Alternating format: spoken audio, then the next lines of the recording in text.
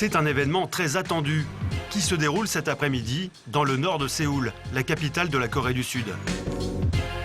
Une rencontre sportive d'un nouveau genre, aussi populaire qu'une Coupe du Monde de football. Devant le stade olympique, l'ambiance est digne d'un film de science-fiction. Des super-héros et plus de 10 000 supporters de tous âges, survoltés. Ils sont tous là pour assister à un championnat national de jeux vidéo en réseau. On appelle ça du e-sport. Dans ce pays d'Asie, les habitants se passionnent pour cette nouvelle discipline. On y compte plusieurs centaines de joueurs professionnels et des millions de fans qui leur vouent un culte. C'est un jeu très connu en Corée. Il y a des clubs de supporters comme le nôtre qui assistent à tous les matchs. C'est un vrai phénomène. Je suis déguisée en DJ Sona. C'est un personnage du jeu vidéo. Elle se bat avec une arme en forme d'étoile. Elle est très forte et très belle. Et elle a des gros seins, contrairement à moi. Smeb est l'une des étoiles montantes de ce nouveau sport et une star en Corée. Ici, sa popularité est comparable à celle d'un joueur de football européen. À seulement 20 ans, il est le capitaine des ROX Tigers. En français, les Tigres super cool. L'une des deux équipes qualifiées pour la grande finale de ce championnat national. Je vais me battre. Il faut qu'on gagne. Tu vas te battre, mon fils. Smeb a arrêté ses études il y a 2 ans pour se consacrer entièrement à ce sport électronique. Autour de lui, les membres de sa famille l'encouragent. Mon fils est très connu. C'est une véritable vedette du sport électronique ici. Dans la rue, les gens le reconnaissent. En tant que mère, je suis très fière de lui. Au début, quand il m'a annoncé qu'il allait arrêter ses études pour devenir joueur professionnel, j'étais inquiet, je n'étais pas d'accord. Mais comme il était très motivé, j'ai fini par le laisser faire. Maintenant, il a du succès, je trouve ça bien. Je pense qu'il a bien fait. Pour la famille, l'enjeu est considérable. Les vainqueurs de cette finale empocheront 100 000 €. Mais plus important encore, les sponsors. Ces jeunes joueurs sont financés par des grandes marques. En moyenne, Smeb gagne 60 000 € par an. En cas de victoire, il peut décrocher de nouveaux contrats et des centaines de milliers d'euros. Alors avant le coup d'envoi, il reste concentré. On fait une dernière partie pour ne pas perdre la main. Ça va être super. J'ai vraiment hâte. On va les battre, j'en suis sûr. Je nous imagine déjà en train de brandir la coupe. Plus qu'une rencontre sportive, la compétition est un véritable show, retransmis en direct à la télévision et suivi par des millions de téléspectateurs. Mesdames et messieurs, je vous demande d'accueillir les 2 équipes pour la grande finale du championnat coréen. C'est parti pour 4 heures de combat. Le match s'effectue en 3 manches. Chaque équipe compte 5 joueurs. Ils s'affrontent, munis de leurs claviers et de leurs souris, dans ces cages en verre pour être isolés du bruit. Les spectateurs suivent la compétition sur ces écrans géants. Le principe du jeu vidéo est des plus simples. Les 2 équipes possèdent chacune une armée de super-héros dotés de pouvoirs surnaturels. Leur but, allier habileté et stratégie pour détruire l'adversaire et conquérir son territoire. Smeb, attention à la bombe! Waouh! Tout le monde est là, ça se bastonne! Les yeux rivés sur leur fils, les parents de Smeb comptent les points avec anxiété. Pas maintenant, je suis concentré là. Ils sont un peu crispés car ça ne va pas très fort pour leur fils. Après plus de 3 heures de compétition, les 2 équipes sont à égalité, 1-7 partout. Mais les adversaires des Tigres super cool sont à 2 doigts de remporter la dernière manche. Il reste 30 secondes de jeu. Les ROX Tigers sont mal en point. Si l'équipe SK gagne, ce sera leur 5e victoire en finale. C'est fini. L'équipe SK a gagné. Une nouvelle victoire de SK. C'est perdu. La coupe et les 100 000 € de récompense sont pour les adversaires. Pour Smeb et tous ses fans, le rêve se brise. Je suis triste. Mon fils a bien joué, mais je pense que l'autre équipe était tout simplement plus forte. J'espère qu'il gagnera le prochain match. Je suis quand même très fier de lui. C'est la 3e année consécutive que Smeb et ses coéquipiers s'inclinent en finale. Mais ils n'ont pas tout perdu. Ils repartent avec un chèque de 60 000 €. Smeb accuse tout de même le coup. Honnêtement, je suis très énervé d'avoir perdu. Mais je me donnerai à fond pour le prochain match.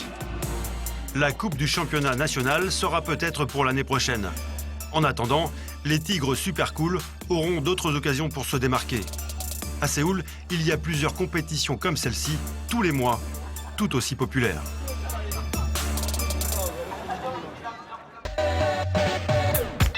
Sa capitale, Séoul, une mégalopole de 25 millions d'habitants, est la vitrine de cette société à la pointe de la technologie et de l'innovation. Avec pas moins de 30 millions de téléphones portables pour 50 millions d'habitants, c'est le pays le plus connecté au monde et le leader mondial du smartphone.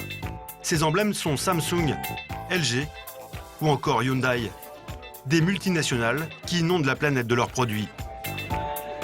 À l'avant-garde sur la robotique, la Corée invente la société de demain. Un miracle économique, car il y a 50 ans, ce territoire d'Asie était parmi les plus pauvres de la planète. Le secret de cette réussite, l'esprit de compétition que le pays cultive à l'extrême. Les rythmes de travail y sont effrénés, plus de 60 heures par semaine, parmi les plus durs au monde. Exceptionnellement, nous avons été autorisés à filmer les coulisses d'une entreprise emblématique du pays, POSCO, le géant coréen de l'acier. À ses salariés, la multinationale demande un dévouement sans limite. C'est parti pour la devise de POSCO. Le dévouement des employés est la base pour assurer la prospérité de POSCO. POSCO, c'est le meilleur. Pour survivre dans cette société ultra concurrentielle, les Coréens sont prêts à tout. La dernière tendance, avoir recours à la chirurgie esthétique pour plaire aux employeurs et faire la différence lors d'un entretien d'embauche. J'en avais envie depuis longtemps. Je suis prêt. J'ai hâte.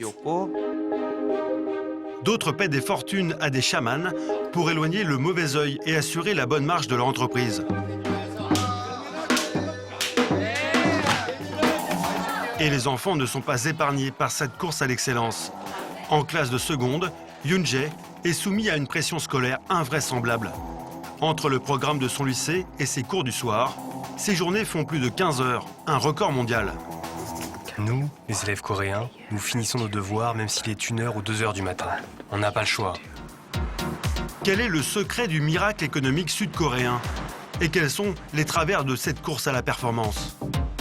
Enquête sur la Corée du Sud, un petit pays à l'avant-garde, bien décidé à jouer dans la cour des grands.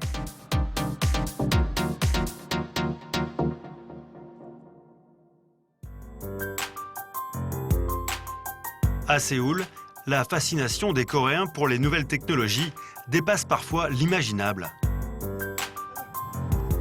Monsieur Kwon est à la tête d'une clinique de chirurgie esthétique réputée. Il est riche mais plutôt discret. De sa fortune, nous ne verrons que son impressionnante collection de voitures. Des pièces rares, estimées à plusieurs dizaines de milliers d'euros. Mais il a accepté de nous montrer quelque chose de plus précieux à ses yeux. Ces deux petits chiens, pas vraiment obéissants. Allez, montez. Chengdu 1 et Chengdu 2 valent de l'or, car ils ont été clonés. Vas-y, Chengdu, dépêche-toi. Impensable en Europe, le clonage des animaux domestiques est totalement légal en Corée du Sud et parfaitement accepté. Monsieur Kwon a eu le cœur brisé il y a 1 an, à la mort de Chengdu, son petit caniche adoré. Alors il a fait appel à la science pour le ressusciter. J'étais tellement triste à la mort de mon chien. Je n'ai pas hésité un instant pour le faire cloner. La Corée est le numéro 1 mondial en ce qui concerne les technologies de clonage. On est les meilleurs dans ce domaine. J'y suis allé les yeux fermés. Cet après-midi, Monsieur Kwon emmène ses 2 clones dans la clinique où ils ont été créés. Il veut leur faire passer une visite médicale. Dans la banlieue de Séoul, l'établissement pratique le clonage commercial des chiens depuis 10 ans. C'est unique au monde. Bonjour. Bonjour, soyez le bienvenu. La pratique est tout de même réservée à une élite, car pour obtenir une réplique exacte de son chien, il faut débourser 80 000 euros. Bonjour. Bonjour. Alors ici, le personnel prend soin de ses clients très privilégiés. Pas de file d'attente, Monsieur Kwon est immédiatement reçu par le vétérinaire en chef. Ces deux chiots de 5 mois ne sont pas malades, mais l'un des deux n'arrive pas à ouvrir son œil droit et Monsieur Kwon est un peu inquiet. À votre avis, docteur, ce problème à l'œil, c'est lié au clonage ou alors c'est arrivé au moment de l'accouchement? Alors, il arrive parfois que les yeux d'un chien cloné ne se développent pas bien. Je pense que d'ici quelques années, il va falloir l'opérer, parce que l'œil est en train de dégénérer. Et ça peut devenir problématique. C'est une opération de routine pour la clinique, mais ce n'est pas forcément rassurant. Et Monsieur Kwon a entendu beaucoup de rumeurs à propos du clonage. On m'a parlé d'un chien cloné qui était en parfaite santé jusqu'à l'âge de 5 ans. Après, il a commencé à être plus faible, à moins jouer. Vous connaissez cette histoire? Ah, tout ce que je peux vous dire, c'est que le premier chien cloné de notre clinique est né en 2007. Et il se porte très bien aujourd'hui. En 10 ans, plus de 700 petits clones sont sortis de cette clinique. Les clients viennent du monde entier. Pour dupliquer son chien, pas besoin de se déplacer. Il suffit d'envoyer un prélèvement de peau ou d'organes par courrier. Des techniciens extraient ensuite l'ADN de l'animal. Et ils l'injectent dans l'ovule d'une femelle. C'est le moment du clonage. Le taux de réussite est de 40%. Merci beaucoup. Au revoir. Monsieur Kwon est soulagé. Mis à part ce petit problème à l'œil, rien d'anormal. Avant de partir, il tient à remercier le patron de la clinique. Bonjour. Bonjour, comment allez-vous? Ils ont bien grandi.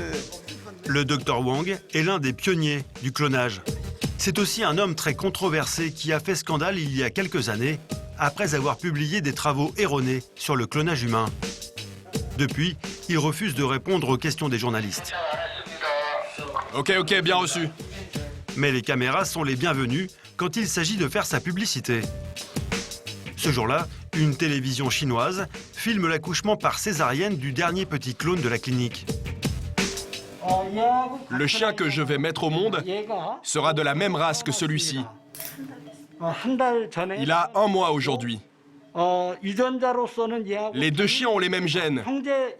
Ils ne sont pas frères, mais ils ont été clonés avec les mêmes gènes. Le spectacle est bien rodé. Une belle promotion en perspective pour le Dr Wang. Après la Corée du Sud, le scientifique espère développer le clonage commercial des animaux en Chine. Ni hao, ni hao, ni hao.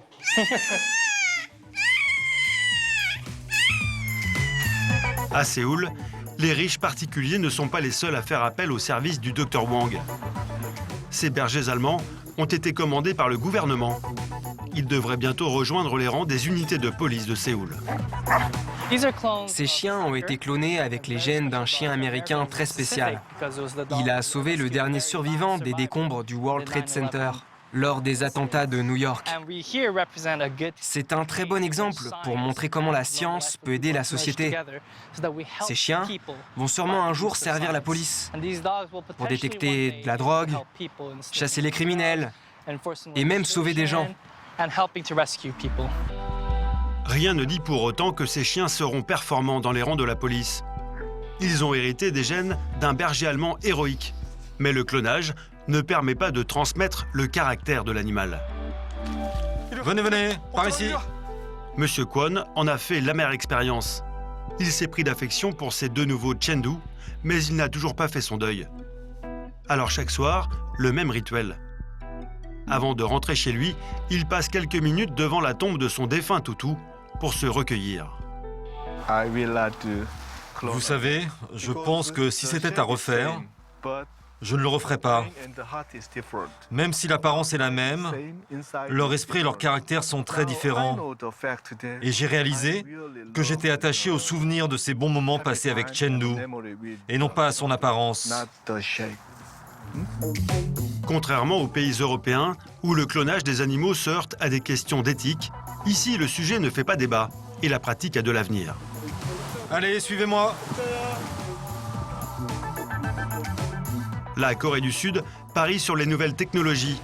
Cette course au progrès lui a permis de passer du sous-développement au 11e rang des grandes puissances économiques mondiales en moins de 50 ans. Une ascension fulgurante que le pays doit aussi à une culture du travail bien particulière. Officiellement, les Coréens passent 52 heures par semaine au bureau, mais ils font bien souvent plus de 60 heures, presque 2 fois plus que les Français. À Séoul, la capitale, il n'est pas rare de voir les bureaux encore éclairés en plein milieu de la nuit. Exceptionnellement, une célèbre multinationale nous a ouvert ses portes. Il est 4 heures du matin au siège de Hyundai, le géant de l'automobile coréen, et plusieurs employés font des extras. Chong Sang est chargé de communication, un métier qui ne s'exerce normalement pas la nuit, sauf en Corée du Sud.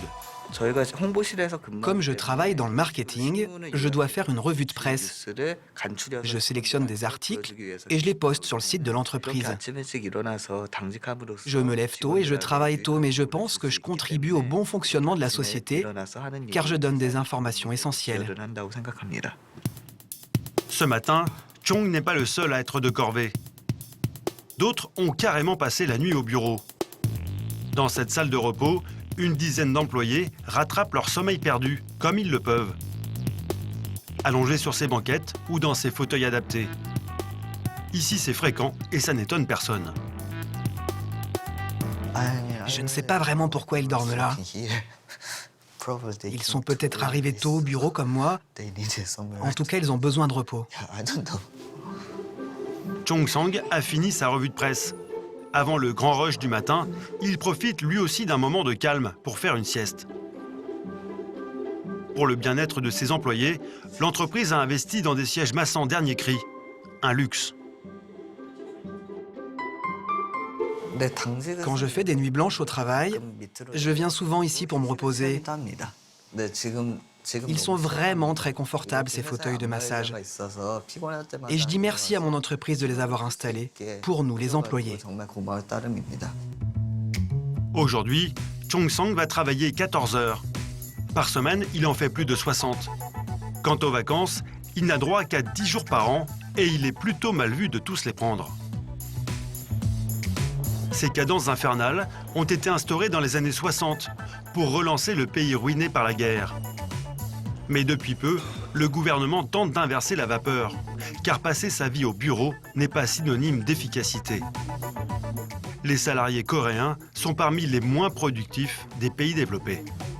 Bonjour. Alors depuis 2 ans, Hyundai met en place des campagnes d'affichage et des méthodes à l'américaine pour rationaliser le temps de travail. Ce matin, Chong Sang participe à une réunion avec le directeur de son service. Au milieu des collaborateurs, un étrange invité. Ce cube. C'est la dernière trouvaille de l'entreprise pour limiter la durée des réunions. Il faut l'allumer et ensuite choisir la durée de la réunion. 5, 15 minutes et même 1 heure. Aujourd'hui, ça sera 30 minutes. C'est le temps dont j'aurai besoin. C'est un premier pas, mais les habitudes sont tenaces. Avec ou sans cube, les réunions débordent généralement et les salariés continuent à faire des heures supplémentaires au-delà du raisonnable. Et il y a pire. En Corée du Sud, la frontière entre la vie privée et la vie professionnelle est souvent floue. Et même après le travail, beaucoup d'employés passent plus de temps avec leurs collègues qu'avec leur famille.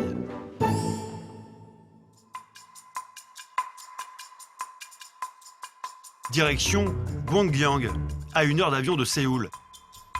C'est ici, au bord de la mer, que POSCO, le 4e producteur d'acier au monde, a installé une partie de ses usines.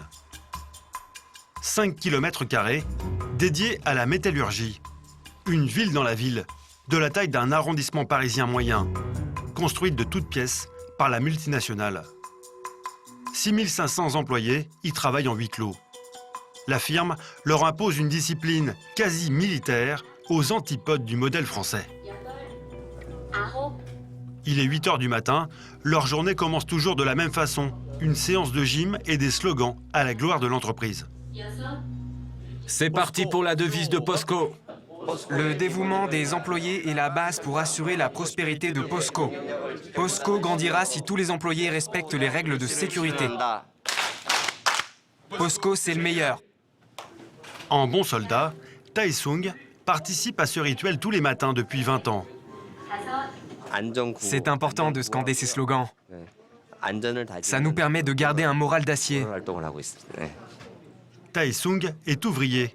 Il s'occupe de l'entretien des machines. En moyenne, il travaille 12 heures par jour, sans compter les heures supplémentaires non payées. Mais ici, c'est normal. Le maître mot est le dévouement.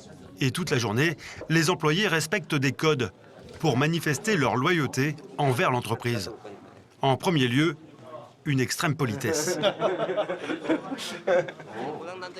Ce matin, Tae-sung a pris rendez-vous avec son fournisseur de pièces détachées afin de diagnostiquer une machine en panne. Il suffit de changer la télécommande. Le reste fonctionne. L'affaire est vite réglée, mais avant de quitter son fournisseur, Tae-sung met les formes pour montrer son respect. En Corée du Sud, c'est obligatoire. Quand on rencontre quelqu'un pour la première fois, on doit s'incliner. Et après, on serre la main. C'est la même chose pour les personnes âgées. Les proches ou les subalternes, on a le droit de les saluer avec la main. Mais pour saluer ses supérieurs, on est obligé de s'incliner pour montrer son respect. Ce sont les règles de politesse en Corée du Sud. Deuxième règle d'or, le respect de la hiérarchie. Dans les entreprises coréennes, impossible de remettre en cause les décisions de ses supérieurs, même s'ils ont tort. Chacun doit rester à sa place, et pour rappeler ce principe aux salariés, là encore, il y a des codes. Tae-sung et ses collègues ont une réunion pour faire le bilan des réparations en cours. Pour s'adresser les uns aux autres, ils n'utilisent pas leur prénom, mais leur titre, comme à l'armée. Manager, comment ça se passe avec notre fournisseur à l'usine? Il y a un problème avec les mesures. Ça prendra 3 mois pour tout refaire. Chef de synthèse, comment on fait pour les normes de sécurité? Chef d'aménagement m'a appelé pour que je demande à assistant de synthèse de faire le bilan. Vu de France, un tel protocole pourrait prêter à sourire. Mais en Corée du Sud, c'est très sérieux. Le fait de nous appeler par les titres de nos fonctions, ça nous responsabilise. Je pense que c'est mieux pour l'efficacité du travail, car la hiérarchie est mieux respectée. Il est un peu plus de 19 heures. Tae-sung et ses collègues ont expédié les problèmes urgents. Alors ce soir, pas d'extra. Les ouvriers peuvent rentrer chez eux, l'esprit tranquille. Mais en sortant de leur bureau, ils ne quittent pas POSCO pour autant. Car la ville qui entoure leur usine appartient entièrement à la multinationale. Le stade, les écoles, les habitations, les centres commerciaux et même les transports en commun, tout a été construit par le géant de l'acier. Les conditions sont idéales pour nous et nos familles. Il y a tout ici.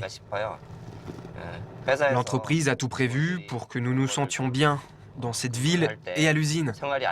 Et c'est bien, ça nous donne plus de motivation pour nous donner à fond dans notre travail. Tae-sung habite dans cette cité ouvrière à 5 minutes de route du bureau. Salut, je suis de retour. Avec sa femme et ses 2 enfants.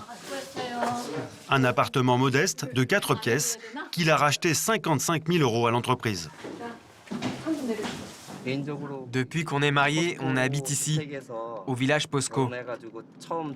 Avec ma femme, on n'a jamais vécu ailleurs et on aime bien cet appartement.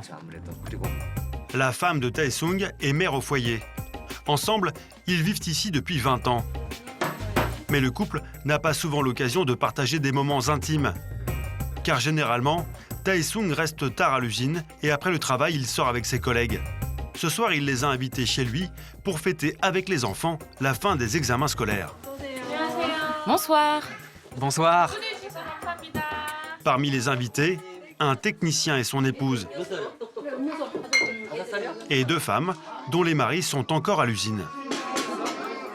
Vous n'avez pas l'impression de faire des heures supplémentaires? Non, pas du tout. Si on n'était pas ici, on serait sûrement ensemble dans un bar en train de boire des verres. Vous savez, nos voisins sont aussi nos collègues. On habite tous ensemble. On se sent proches. Pour moi, ce n'est pas un problème. Pour tous, une évidence. Mais Taesung et ses collègues poussent le bouchon encore plus loin. Nous sommes vendredi soir, ce week-end ils sont de repos. Mais ils ont prévu de participer à une activité caritative organisée par la multinationale. À votre santé. À votre santé.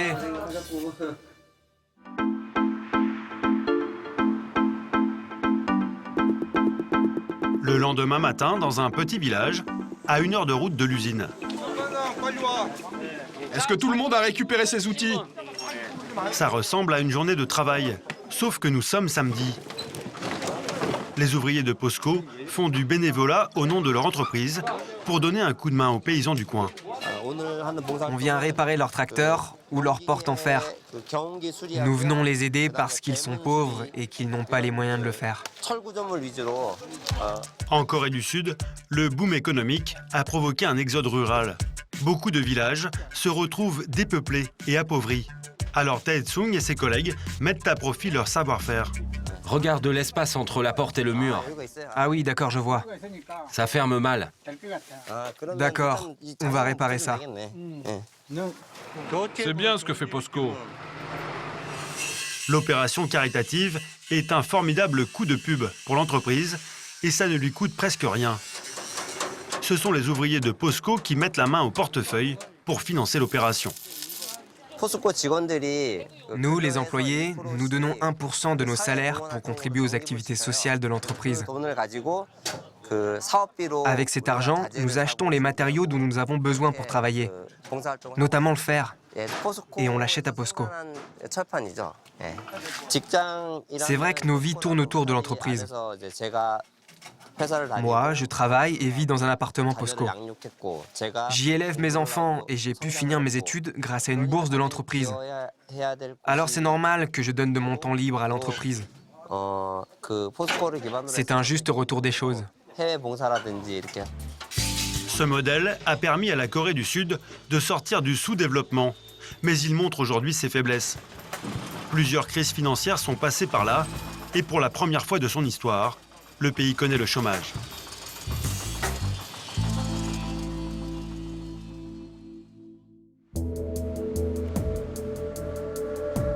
À 3,7%, le taux reste faible comparé à la France.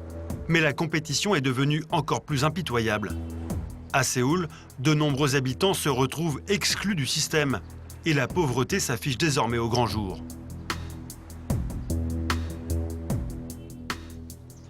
Mamie, viens là. T'as déjà mangé ou pas? Non, pas encore. Tu veux ce gâteau de riz? Oui, merci. Choi est pasteur. Depuis quelques années, ce fervent protestant défend la cause des plus démunis. Tous les samedis, il organise une soupe populaire dans le nord-est de la ville. Au menu aujourd'hui, de la nourriture invendue, cédée par les commerçants du coin. Du riz aux petits pois, de la viande en sauce et du tofu frit. Prenez seulement ce que vous arrivez à manger. Ne gaspillez pas. Probablement le seul repas de la journée pour ces hommes et ces femmes dans le besoin. Ce jour-là, ils sont une cinquantaine à engloutir leur déjeuner, le visage tourné vers le mur, pétri de honte. Ici, vous avez des gens qui étaient PDG de grandes entreprises, d'autres qui étaient professeurs d'université. Ils sont tous devenus pauvres après la crise financière. Pourtant, ils ont participé au développement économique du pays et ils ont aussi payé beaucoup d'impôts. Mais aujourd'hui, le gouvernement ne les reconnaît pas. Il veut cacher la misère en Corée. Il les laisse tomber. Parmi ces nécessiteux, une majorité de personnes âgées. En Corée du Sud, près de 3 millions d'entre eux vivent en dessous du seuil de pauvreté. En cause, le système de retraite. Il n'a été mis en place qu'à la fin des années 80 et beaucoup de seniors n'ont pas cotisé suffisamment pour toucher une pension décente. La plupart d'entre eux habitent dans des quartiers laissés à l'abandon, comme celui-ci.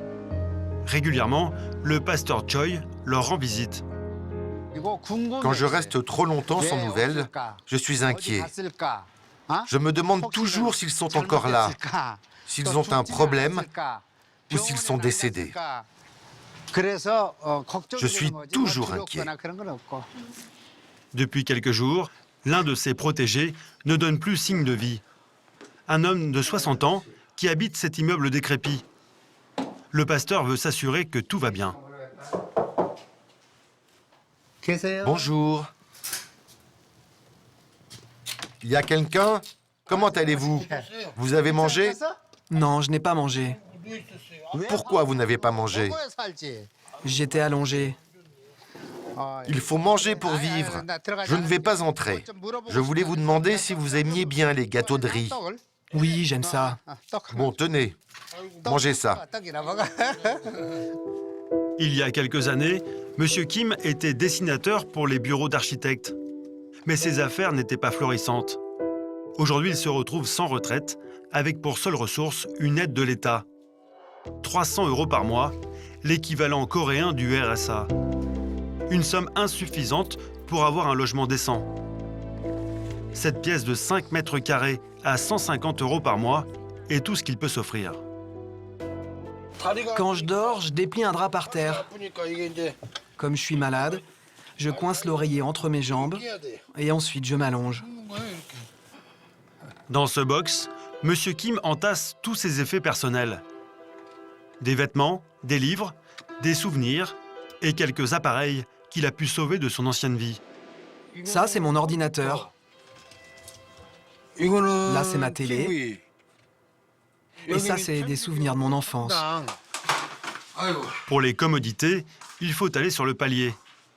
M. Kim les partage avec une vingtaine de locataires qui vivent dans les mêmes conditions que lui. Ça, c'est la douche pour tout le monde. Là, ce sont les toilettes communes à l'ancienne. On nous dit toujours que la Corée est un pays avancé, mais regardez par vous-même. C'est un scandale. Les inégalités entre les riches et les pauvres sont quand même très élevées. Bon, allez, prenez soin de vous. À bientôt. Le pasteur doit repartir. D'autres laissés pour compte attendent sa visite. Il y a encore 20 ans, la plupart de ces retraités vivaient avec leurs enfants sous le même toit. Mais le progrès économique a changé les mentalités et la tradition s'est perdue. Aujourd'hui, passé 60 ans, beaucoup de seniors se retrouvent livrés à eux-mêmes. Pour s'en sortir, ils sont bien souvent obligés de reprendre un travail. Oh mince. Cette grand-mère a 81 ans. Comme tous les retraités coréens, elle touche l'aide de l'État, mais pour améliorer son quotidien, elle collecte les papiers et les cartons qu'elle trouve dans la rue pour les revendre aux décharges. Je n'aurais jamais pensé finir comme ça. J'ai travaillé toute ma vie comme femme de ménage. J'ai fait du repassage. J'ai fait ça pendant plus de 30 ans. Et maintenant, j'ai mal aux jambes. Mais je n'ai pas le choix. 4 heures par jour, pliées en deux pour ramasser des papiers ou pousser ce chariot. Un travail éreintant, mais Madame Choi n'a rien trouvé de mieux. Ses 2 grands-enfants tentent de l'aider de temps en temps, mais ils ne sont pas assez riches pour subvenir à ses besoins. Alors, inlassablement, elle ramène son butin à la décharge. Pour cette première livraison, elle va toucher une dizaine d'euros. Le prix dépend du poids. Combien de kilos tu as? 50 kilos. C'est bon pour moi. Le recycleur me dit toujours, vous êtes en mauvaise santé. Vous devriez arrêter. Mais je n'ai pas beaucoup d'argent. Même si j'ai mal à la hanche, je préfère travailler plutôt que de ne rien faire. En moyenne, ce travail lui rapporte 200 € par mois. Ajouté aux 300 € d'aide sociale, ce pécule lui permet de vivre décemment dans ce petit 2 pièces. Mais à plus de 80 ans, la retraitée s'inquiète. À ce rythme-là, elle se demande tous les jours combien de temps elle va pouvoir tenir. Je ne suis pas heureuse. Très souvent le soir, je pense à mourir car la vie est trop difficile. Je prie tous les soirs pour ne plus ouvrir les yeux avant de m'endormir. J'ai hâte de rejoindre Dieu. Les propos de Madame Choi révèlent une triste réalité. La Corée du Sud détient le record mondial du plus haut taux de suicide. En moyenne, 40 personnes se donnent la mort tous les jours. C'est 2 fois plus qu'en France. À Séoul, Les ponts sont tous sous surveillance. Et pour secourir les candidats au suicide, des équipes de sauveteurs se relaient 24 heures sur 24. Mais malgré leurs efforts, les autorités peinent à endiguer le problème. Et depuis quelques années, le suicide touche également les plus jeunes. La raison ? Une pression scolaire écrasante.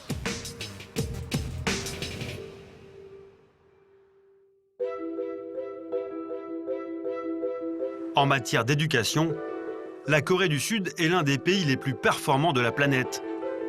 Ses lycées sont parmi les meilleurs et ses élèves occupent le haut des podiums, une fierté nationale. Mais cette réussite se paye au prix fort. Les jeunes Coréens sont aussi les plus stressés du monde. Il est 7 h du matin. À Séoul, dans le très chic quartier de Gangnam, Madame Park prépare le petit déjeuner. Mais ce matin, elle a un souci. Son mari est déjà parti au travail et elle n'arrive pas à réveiller son fils de 16 ans. Il s'appelle Yoon-jae. Réveille-toi. Allez, réveille-toi.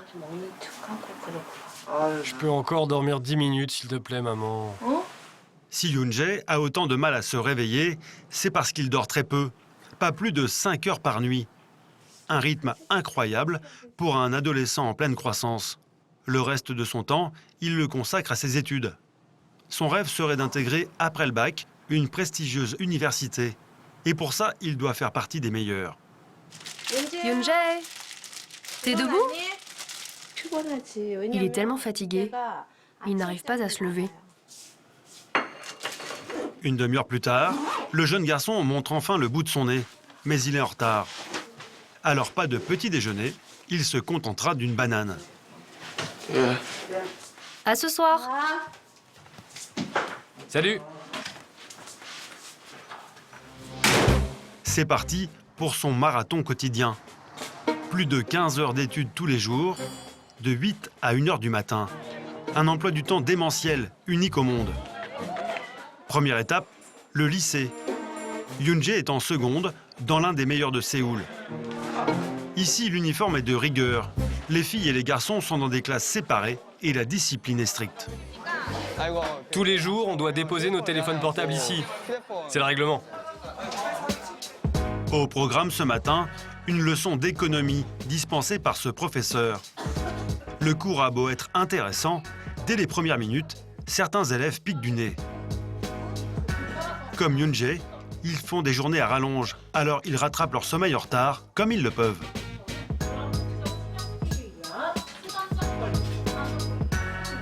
Yoon-jae commence lui aussi à somnoler. De lui-même, il décide de s'installer au fond de la classe, derrière cette table haute. Elle a été disposée là pour permettre aux élèves de lutter contre la fatigue.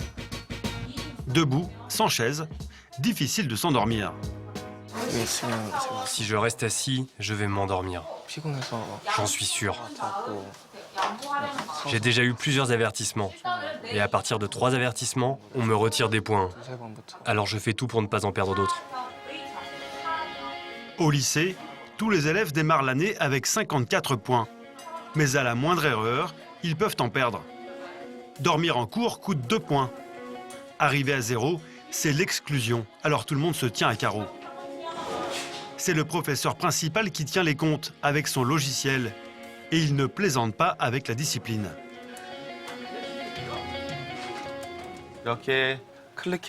Quand je clique sur un nom, je peux tout savoir sur le comportement de l'élève, à l'heure près, notamment s'il a perdu des points.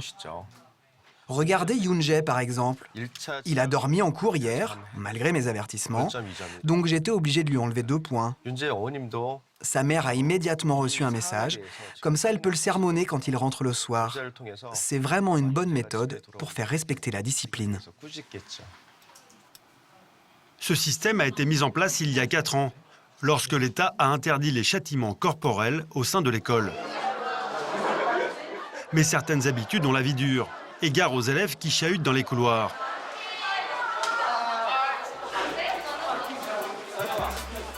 Il est 16 h, les cours se terminent, mais le marathon quotidien de Yoon-jae continue. Après avoir passé plus de 7 heures au lycée, il doit maintenant enchaîner 5 heures de cours particuliers. J'irais bien me reposer, mais la journée n'est pas encore finie pour moi. Et le jeune garçon ne doit pas traîner, car sa mère l'attend pour le conduire dans une académie privée. C'est une école qui dispense des cours intensifs. À Séoul, 90% des élèves fréquentent ces établissements après leur lycée. La Corée du Sud est un petit pays et nous avons peu de ressources naturelles. Notre richesse, ce sont les cerveaux. Alors nous investissons dans l'éducation de nos enfants. C'est ce que nous avons de plus cher. Salut maman. Pour ces cours du soir, les parents de Yoon-jae déboursent 900 € par mois. C'est cher, mais en Corée du Sud, l'éducation n'a pas de prix. Bonjour. Pendant 5 heures, le jeune garçon va enchaîner des exercices de mathématiques.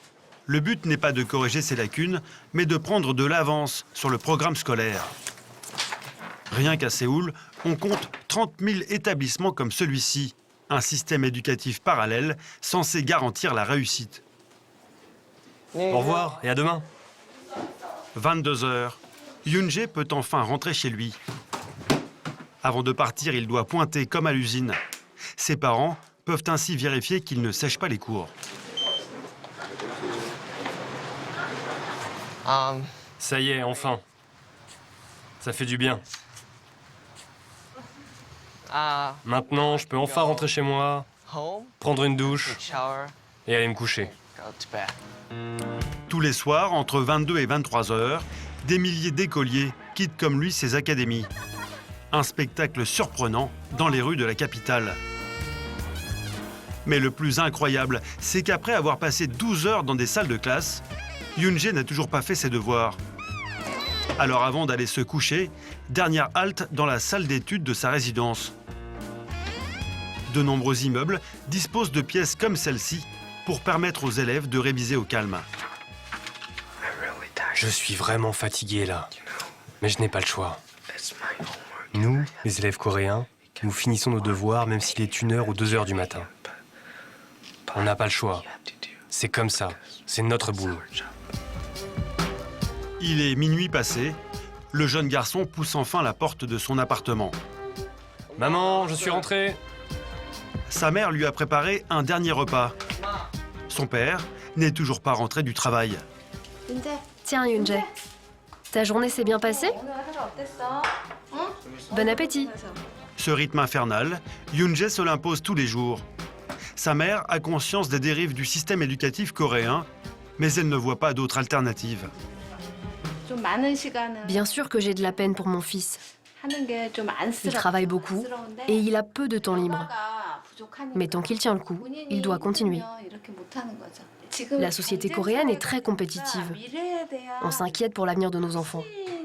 Ils doivent travailler dur pour mettre toutes les chances de leur côté. Ce soir, une fois encore, Yoon-jae se couchera épuisé à 1h du matin. Depuis quelques années, les autorités luttent contre la frénésie éducative des enfants et de leurs parents, en limitant les heures d'ouverture des académies privées. Mais la bataille est presque perdue d'avance.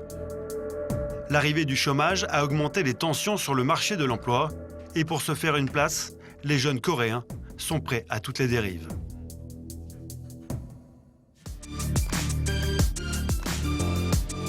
La dernière tendance, c'est d'avoir recours à la chirurgie esthétique pour améliorer son apparence et plaire aux employeurs. En quelques années, la Corée du Sud est devenue le royaume du bistouri, loin devant le Brésil ou les États-Unis. Et il n'est pas rare de croiser dans les rues des patients fraîchement opérés.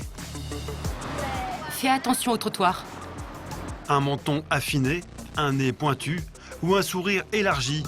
Ici, tout est possible, même le plus invraisemblable, comme se faire injecter du botox dans les cordes vocales pour avoir une plus belle voix. Il va avoir la voix plus posée, plus grave. Ça va diminuer le tremblement des cordes vocales. Dans toute la capitale, des publicités mettent en avant les prouesses de ces chirurgiens. Même les photomatons ont succombé à cette quête de la perfection. Mais aussi surprenant que cela puisse paraître, pour beaucoup d'habitants, passer sur la table d'opération n'est pas qu'une simple coquetterie. c'est surtout un facteur d'ascension sociale. Salut, à la prochaine. À 28 ans, Ewu est titulaire d'un diplôme en communication. À la fin de ses études, il y a 3 ans, il pensait trouver un travail facilement. Mais aujourd'hui, le jeune homme a beau multiplier les envois de CV et les entretiens d'embauche, rien n'y fait. Et il en est persuadé, c'est à cause de son apparence physique. Quand je rappelle les employeurs pour savoir pourquoi je n'ai pas été pris, on me dit « Vous êtes trop mince, votre visage est trop fin, vos yeux sont trop petits. » Mon apparence est jugée négative. Je pense que je ne donne pas bonne impression. En gros, on me fait comprendre que je ne corresponds pas à l'image de l'entreprise.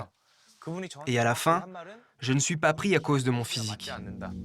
Ewu aimerait travailler au service marketing d'une grande entreprise de mode. Alors pour mettre toutes les chances de son côté, face aux recruteurs, il a décidé de se faire agrandir les yeux. Un choix qui pourrait paraître fantaisiste. Mais dans cette société ultra concurrentielle, le culte de l'apparence est devenu la règle. Beaucoup d'employeurs avouent que le physique de leurs candidats joue un rôle prépondérant dans leurs décisions. Certains vont jusqu'à exiger des informations détaillées sur l'anatomie de leurs futurs recrues. Tout ça, ce sont les CV que j'ai envoyés, ainsi que des documents que j'ai dû fournir. Une fois, une entreprise m'a même demandé un certificat pour savoir si j'étais en bonne santé. Ce document montre l'état de mon corps, le tour de ma poitrine, le tour de mes cuisses. Tous les détails de mon anatomie y sont répertoriés. J'ai présenté ce document pendant l'entretien, mais je n'ai pas été pris. En désespoir de cause, Ewu a pris rendez-vous dans l'une des nombreuses cliniques de Gangnam, le quartier le plus huppé de Séoul. Ici, il y en a plus de 500. Bonjour. Ewu a choisi l'une des plus réputées. Elle s'étire sur 16 étages. 9 médecins y travaillent. Chacun sa spécialité, et ici le personnel est au diapason avec les standards de beauté du moment. Bonjour. Bonjour, docteur. Ewu va être opéré par le docteur Do, un spécialiste de l'agrandissement des yeux. Regardez le miroir. Vous avez la peau qui cache les paupières. Le pli de la peau pousse les paupières vers le bas. Pour un Asiatique, vous n'avez pas forcément des petits yeux, mais on peut corriger la forme et enlever la peau. En Corée du Sud, c'est l'intervention la plus populaire, surtout auprès des femmes qui rêvent d'un visage à l'occidental.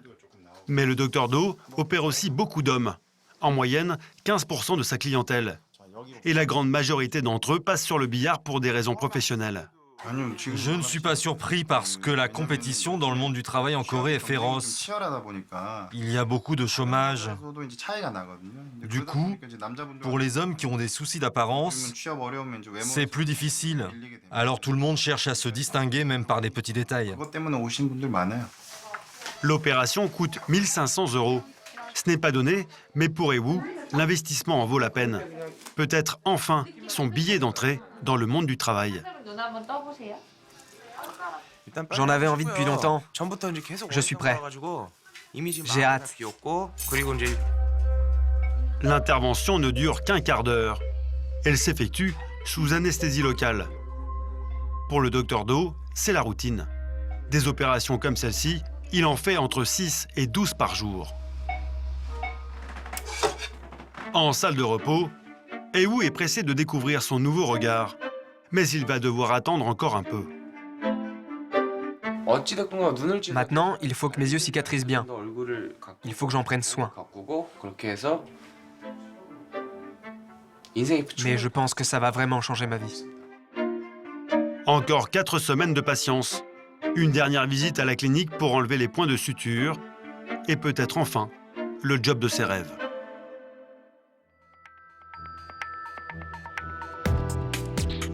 Face à des pressions sociales et économiques croissantes, les Coréens éprouvent un mal-être grandissant.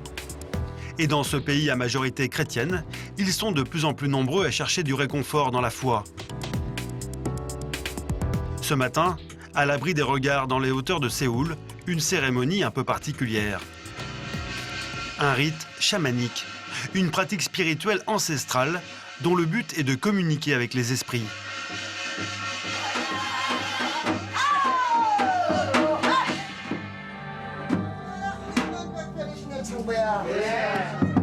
En coulisses, le chef de cette joyeuse troupe se concentre avant l'arrivée de son prochain client. Il s'appelle Gimpa, il est chaman professionnel. Ancien chanteur, il a découvert sa vocation il y a une vingtaine d'années. Depuis, il pratique des rites religieux pour communiquer avec les dieux de la nature. Et son business lui rapporte beaucoup d'argent. Tout le monde fait des efforts dans la vie, mais ça ne marche pas toujours comme on veut. Les gens viennent ici pour retrouver un sens à leur vie, grâce au pouvoir des ancêtres et des dieux. Et ce sont surtout les jeunes qui redécouvrent le chamanisme. Parmi ses clients, des stars, des sportifs et de plus en plus d'hommes d'affaires. Gimpa doit recevoir ce matin un hôte de marque qui a fait fortune dans la gestion de patrimoine. Le millionnaire est proche du gouvernement, alors le chaman l'accueille en personne. Bonjour. Bonjour. Ça fait à peu près 1 an qu'on ne s'est pas vu, c'est ça? Oui, c'est vrai. Vous êtes venu l'année dernière. L'homme est un habitué des lieux, mais il préfère garder l'anonymat.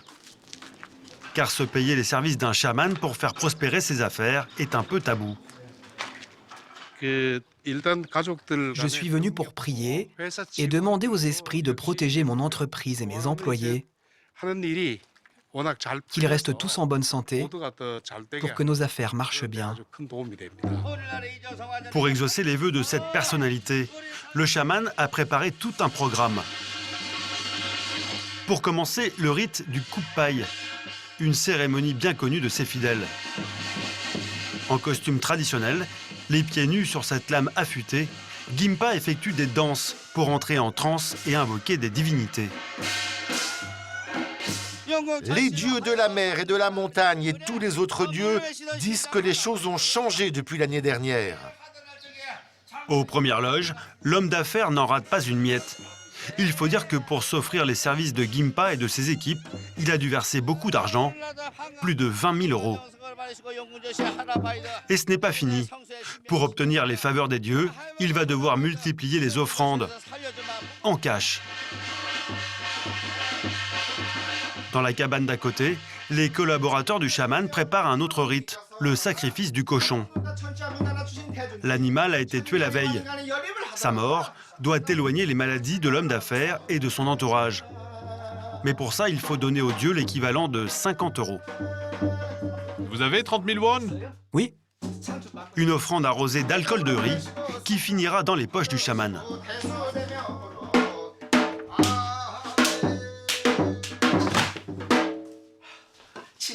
Crachez 3 fois. Et après, vous pouvez sortir. Mais ne vous retournez surtout pas en sortant. Ça peut paraître barbare, mais avec ce genre de rite, l'homme d'affaires est persuadé d'éloigner le mauvais œil. Au début, ça m'a fait peur. J'étais un peu gêné même. Mais j'ai observé, j'ai appris et j'ai compris. Et une fois qu'on comprend la signification des choses, on finit par l'accepter. Ça devient évident même. Les cérémonies vont s'enchaîner toute la journée. Pour chaque danse, Gimpa change de costume et son client multiplie les offrandes. Au total, en plus des 20 000 € versés lors de la réservation de la cérémonie, il va en débourser 3 000 de plus.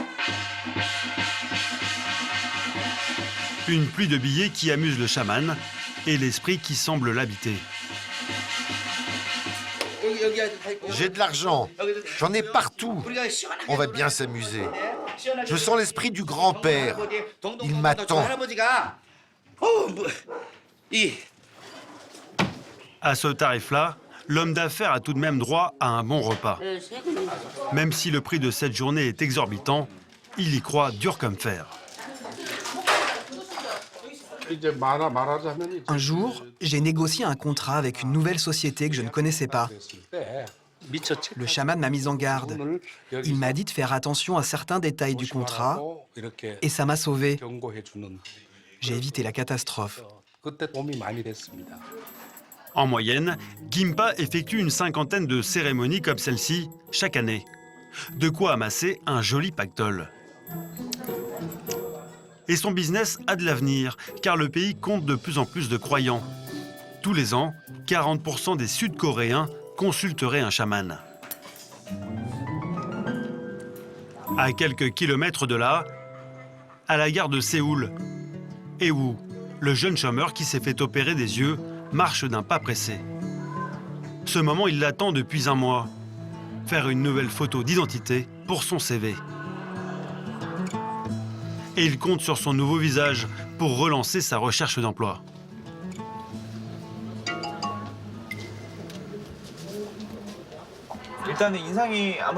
Mon visage s'est adouci.